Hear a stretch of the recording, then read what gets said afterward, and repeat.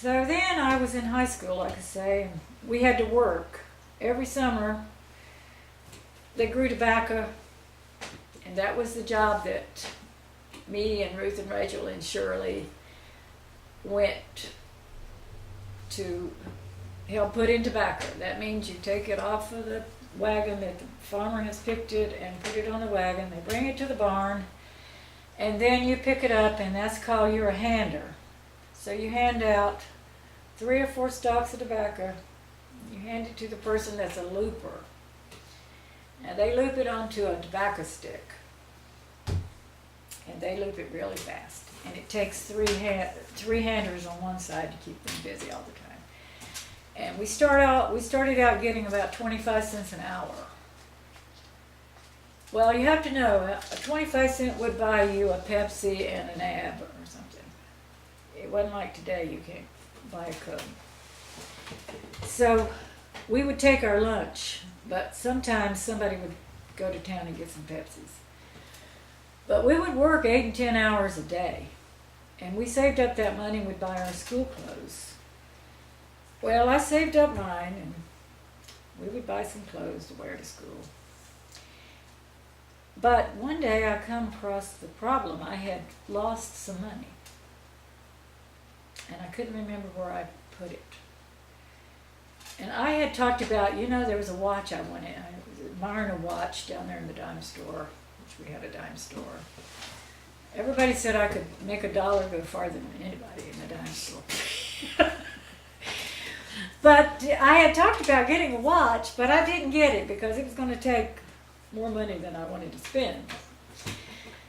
So I didn't know what happened to my money, and I've been looking for it. My daddy said, "Oh, you probably spent it on that watch you've been talking about." And I said, "No, I don't have the watch." So I didn't buy a watch. I'd remember if I did. So about Christmas time, it got cold. I still hadn't found my money. But I looked up there in this little closet where we kept our clothes, and I had a pair of gloves I wanted. And so when I put my hand in the gloves, there was my money. $17. So I felt like I was rich. Everybody else had spent their money. So there was $17. Now $17 kind of like today would be like $100, I suppose, because you could buy something. But I distinctly remember that, and I think the whole family still tells me about that. But there are just some things that just stands out in your mind, because that was a happy day. What did you buy with your $17? I don't remember what I bought. I probably hoarded around and just spent a lot of time in the dime store, And so I worked. Me and Rachel one day, the farmer would come around and pick us up before daylight almost, and we took our lunch. A lot of times we'd take biscuits and then we'd have bacon or eggs in them and whatever we had. Tomato sandwiches were a big treat. Tomato sandwich or banana sandwich. So we took our lunch that day and put them out there in the tobacco barn till dinner time. We didn't call it lunch in those days. It was dinner, You had breakfast, dinner, and supper. You didn't have no lunch. So we packed our dinner every day. Since I've come up here in the north, I've changed my vocabulary a little bit because I had to get along with these northerners. But to make a long story short, somebody ate our lunch. Me and Rachel was there, and we didn't have no lunch. Looked around for our lunch, couldn't find it nowhere. I was about ready to cry because, gosh, we were hungry. But those children that were around there had eaten our lunch. So what was we going to do then? But the landlord, they offered us to come to the house. A lot of times the women at the landlord would fix dinner for everybody. And we would look forward to that because they would have like fried chicken or tomatoes and beans and all from the garden. It was really good. Lots of iced tea. We were starving. Well, I'm getting back to the tobacco. When we worked in tobacco, it was on a farm, the Morton farm, where Percy and Rachel's, they weren't married, but they were going together, and Percy would get us to go down there and help put in tobacco. It usually started around the 4th of July and lasted till August. And they raised watermelons. And oh, those watermelons were so big and so wonderful.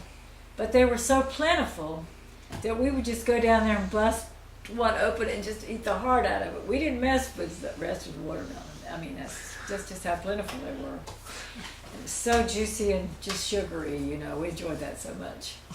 And there was alligators in those ditches, those drainage ditches that we, back there in those fields, there were alligators. Ugh.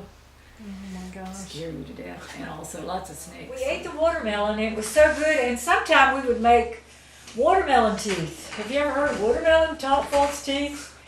Oh, you would make you some to put in here, like maybe a Halloween thing they do now. We make them out of watermelon rind.